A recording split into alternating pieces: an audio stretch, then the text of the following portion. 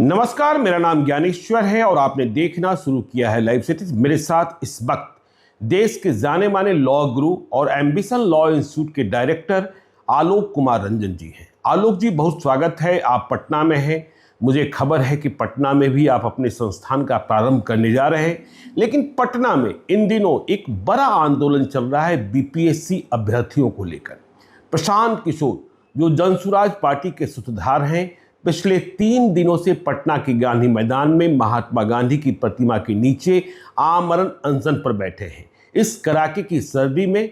और आज तीसरे दिन जब अनशन की शुरुआत हुई है तो बापू के इस भजन के साथ रघुपति राघव राजा राम पतित पावन सीताराम। तो देखिए, प्रशांत किशोर 3 दिनों से अनशन पर हैं और प्रशासन वालों के हाथ पैर फूले हुए हैं।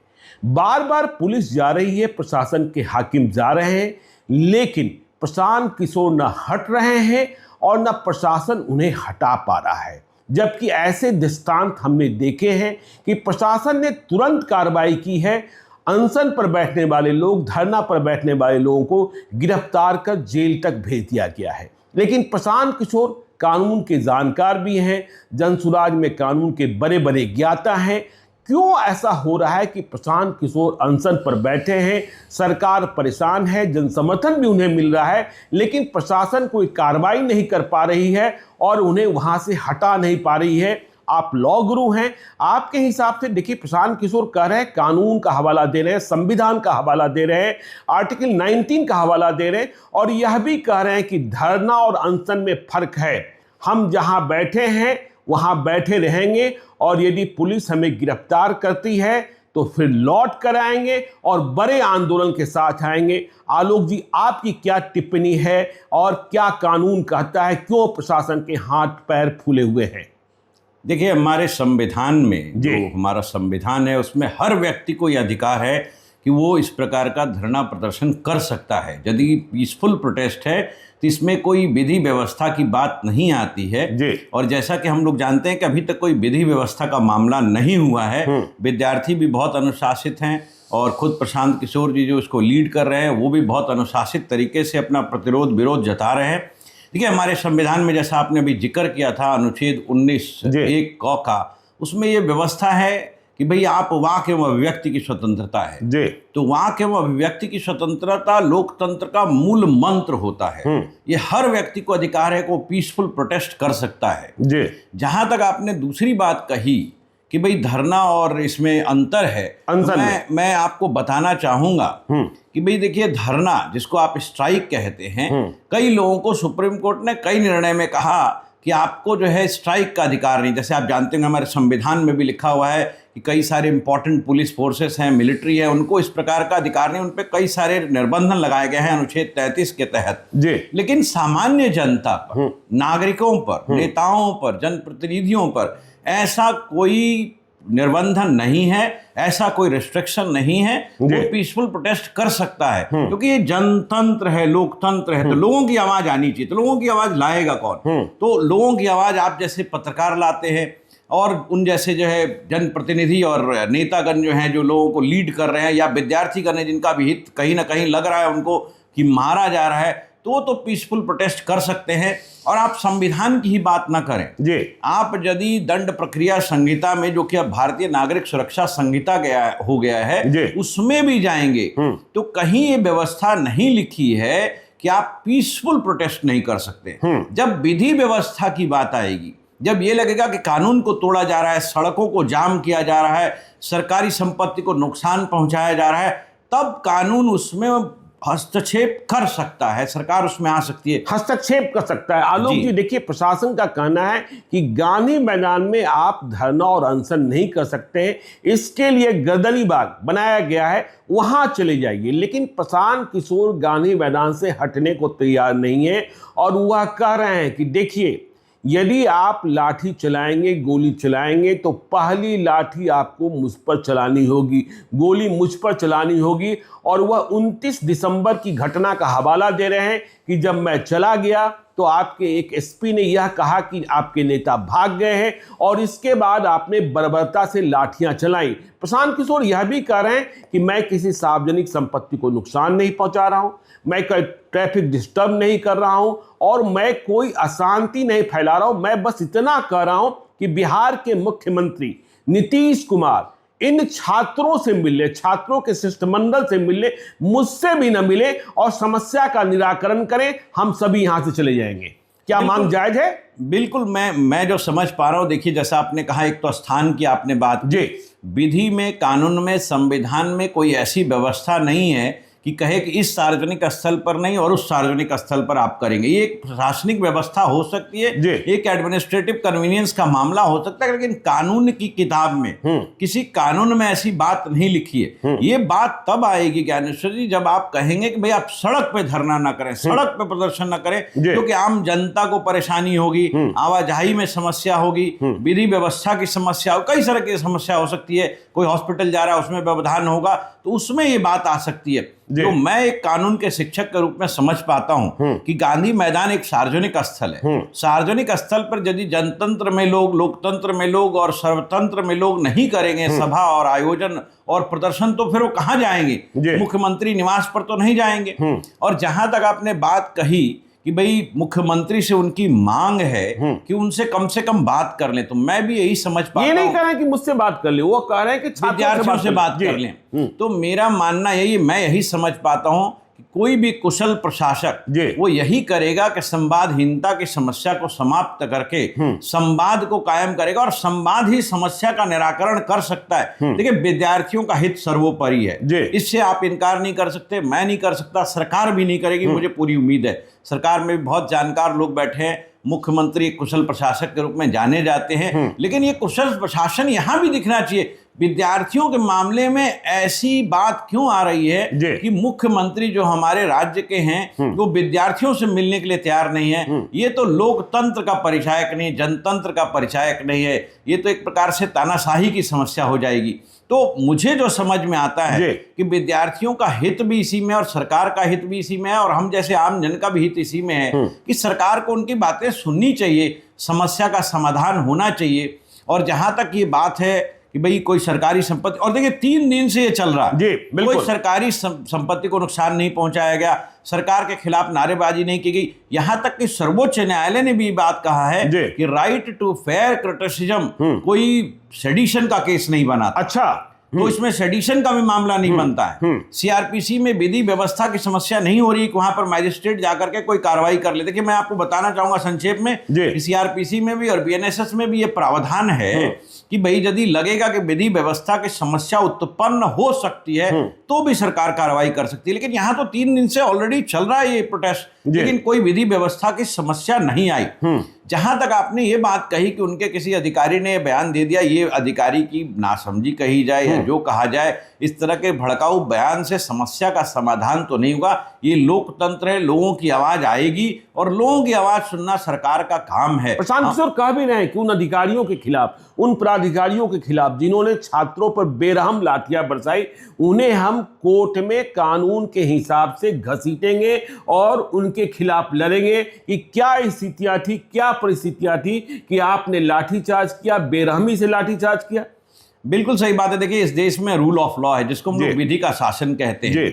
कोई अधिकारी, कोई नेता, कोई राजतंत्र हावी नहीं हो सकता, कानून का राज है ये। तो कानून के राज में ये किसी को अधिकार नहीं है निहत्थे विद्यार्थियों पर जो अपने परीक्षा की मांग कर रहे हो, जो मांग जायज है, गैर जायज है, आप भी जानते हैं, हम भी जानते हैं, इस पे मैं टिप्पणी नहीं करना चाहूंगा। लेकिन विद्यार्थियों की मांग है कि मुझसे मिला जाए, और वो मिलने के लिए ही शायद ये कर रहे हैं। बिल्कुल। तो इसमें कोई विधि व्यवस्था की समस्या नहीं आती कि आप लाठियां बरसाएंगे। कोई कानून इस बात की अनुमति नहीं देता कि आप निहत्थे प्रदर्शनकारियों पर बेवजह लाठियां बरसाएं, और ये लोकतंत्र की शोभा नहीं है, लोकतंत्र की ये व्यवस्था नहीं है। तो मैं तो यही कहूंगा आपके माध्यम से कि विधि का शासन है और विधि के अनुरूप अधिकारी को और सबको चलना चाहिए। तो देखिए, विधि के हिसाब से सबको चलना चाहिए। प्रशांत किशोर पर लगातार एक के बाद एक दूसरी एफआईआर भी दर्ज हुई है।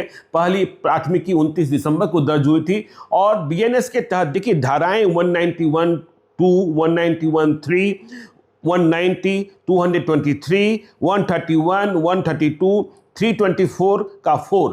तो देखिए इन धाराओं में क्या प्रशांत किशोर को गिरफ्तार कर जेल भेजा जा सकता है कि उन्हें थाने से ही जमानत मिल जाएगी? क्योंकि हमने बीएनएस में देखा कि इसमें तो थाने से ही जमानत देने का प्रावधान है, आप जेल भेज ही नहीं सकते। जो आप ज्यादातर धाराएं बता रहे हैं वो अनलॉफुल असेंबली कहते हैं, विधि विरुद्ध जमाव कहा जाता है। हाँ, विधि विरुद्ध जमाव की ऑलरेडी मैंने बात कही आपसे। विधि विरुद्ध जमाव तभी होगा जब आप कानून का उल्लंघन कर रहे हैं, कोई तोड़फोड़ कर रहे हैं, कोई ऐसा प्रदर्शन कर रहे हैं जिससे सरकारी संपत्ति को नुकसान पहुंचा रहा है, आम जनता को कोई नुकसान हो रहा है, लेकिन ऐसी कोई यहाँ बात नहीं है। ये धाराएं मुझे नहीं लगता कि इसमें कोई इनका आधार है इन धाराओं को लगाने का। और आपको पता है पुलिस तो धारा लगा सकती है, लेकिन न्यायालय इस पर जब विधि के शासन के अनुसार कार्रवाई करेगी तो न्यायालय के सामने खुद तथ्य एवं साक्ष्य आएंगे, और तथ्य एवं साक्ष्य में इन बातों को पुष्टि नहीं की जा पाएगी। जो मैं समझ पाता हूं इन बातों की पुष्टि नहीं हो पाएगी। और कोई इस प्रकार की कानूनी सलाह चाहिए तो हम लोग जैसे शिक्षक हैं हम लोग भी बताएंगे। इसमें कोई धारा ऐसी नहीं है जिसमें कि मुझे लगता हो कि प्रशांत किशोर का केस या उन विद्यार्थियों का केस जो लगातार प्रदर्शन कर रहे हैं वो आ रहा हो। अच्छा आलोक जी, आप तो बिहार के ही रहने वाले हैं, प्रशांत किशोर और दूसरे राजनेताओं में क्या कोई फर्क आप महसूस कर रहे हैं? इसलिए क्यों पूछ रहे हैं कि जब दूसरे राजनेता आंदोलन करते हैं तो सड़क जाम हो जाता है, रेल रुक जाता है और तमाम तरीके से यातायात बाधित होना, आम लोगों को परेशान हो जाना, लेकिन प्रशांत किशोर ने दूसरा रास्ता, जैसा हमने कहा कि आज तीसरे दिन रघुपति राघव राजा राम पतित पावन सीताराम ईश्वर अल्लाह तेरो नाम सबको सन्मति दे भगवान। तो प्रशांत किशोर और दूसरे राजनेताओं में फर्क कुछ महसूस कर रहे हैं? देखिए बात आपकी बड़ी अच्छी है और बड़ा अच्छा प्रश्न पूछा है आपने। जब पढ़ा लिखा कोई नेता होता है तो पढ़ा लिखा नेता विधि के अनुसार चलता है और अपने व्यवहार और अपने कर्तव्य में और अपने प्रक्रिया में, कार्य प्रणाली में वो विधि के शासन का हमेशा ध्यान रखता है। जो मुझे लगता है कि मूलतः प्रशांत किशोर जी जैसे जो है पढ़े लिखे लोग शायद रख रहे हैं। मैं और भी लोगों को यहाँ जानता हूँ जो इस प्रकार का करते हैं काम, सभा करते हैं लेकिन विधि के अनुसार करते हैं। तो यदि आप विधि के अनुसार चलेंगे तो बहुत अच्छा रहेगा। जो अन्य नेता इस प्रकार के प्रदर्शन करते हैं, रेल रोको, सड़क को जाम करो, तो वो विधि के अनुसार कहीं नहीं कहा जा सकता है, वो विधि के अनुरूप नहीं है, उसमें लोगों को परेशानी होती है। तो वैसा काम मुझे नहीं लगता कि उचित है। बाकी वो नेता का स्वयं विचार है और व्यवहार है, वो क्या नेता का स्वयं विचार है। देखिए आप भी कभी छात्र रहे हैं और बिहार तो छात्र आंदोलनों का गवाह रहा है, और यदि सरकार लोकतंत्र में यदि इसी तरीके से सुनने को तैयार नहीं हुई, कहाँ छात्र कह रहे हैं कि आप मेरी बात मान ही लीजिए, आप मुझे समझा दीजिए कि मैं जो कह रहा हूं वह गलत है, मैं अपने रास्ते लौट जाऊंगा। तो आपको लगता है कि यदि इसी तरीके से अनदेखी की जा रही तो लोकतंत्र में जो आवाज है वह बहुत तेज उठती है और फिर आंदोलन ज्यादा तेज हो जाता है? बिल्कुल ठीक कहा आपने कि right to fair criticism and fair dissent, हमें आपसे असहमत होने का अधिकार है। हमें आपसे असहमत होने की, यही लोकतंत्र की खूबसूरती है कि दो लोगों का विचार सहमत नहीं हो। लेकिन सरकार को चाहिए था कि भाई या तो उनकी बात सुन ले, उनसे कन्विंस हो जाए, या अपनी बात सुना के उनको कन्विंस कर दे। फिर बात वही आती है कि जब तक संवादहीनता बनी रहेगी तब तक इसका समाधान नहीं होगा। और कोई भी प्रदर्शन, कोई भी इस प्रकार का जो चीज होता है जो आपने कहा, वो कहीं ना कहीं एक विकराल रूप ले लेता है यदि हम संवादहीनता बनाए रखते हैं। तो इसमें संवाद सबसे आवश्यक है ताकि विद्यार्थी भी इसी राज्य के हैं, बिल्कुल वो बिहार राज्य के हैं, अधिकारी भी इसी राज्य के हैं, उन्हीं से वोट लेने आपको जाना है, सरकार भी इसी राज्य की है। यदि सारे राज्य हित में सोच रहे हैं तो ये व्यवस्था क्यों नहीं बन रही है, सामंजस्य क्यों नहीं हो रहा, संवाद क्यों नहीं करना चाहते हैं? मुझे इसका कोई तर्क समझ में नहीं आ रहा। आप कह दें कि साहब हम एग्जाम नहीं कराना चाहते, लेकिन उसके लिए आपके पास सबूत होना चाहिए कि मेरा एग्जाम पुख्ता है। विद्यार्थी शायद यही कह रहे हैं, हम सरकार से सुनना चाहते हो, हमें एक बार मुख्यमंत्री जी कह दे कि भाई हमारे एग्जाम में कोई गलती नहीं हुई है, और जहां गलती हुई है री एग्जाम करा रहे हैं, और यदि पूरी गलती हो तो पूरे में री एग्जाम कराएंगे, नहीं हुई तो नहीं कराएंगे। आप दिल्ली से पटना आए हैं आलोक जी, दिल्ली में छात्रों से आप रोज मिलते रहते हैं क्योंकि आप पढ़ाते हैं और आपके पास बिहार के छात्र भी होंगे, तो दिल्ली में भी इस आंदोलन की गूंज आप सुनाई पड़ रही होगी कि आप सुन रहे होंगे कि बिहार के छात्र परेशान हैं, प्रशांत किशोर आमरण अनशन पर बैठे हैं, तो दिल्ली में भी तो लोग संवेदनशील होंगे।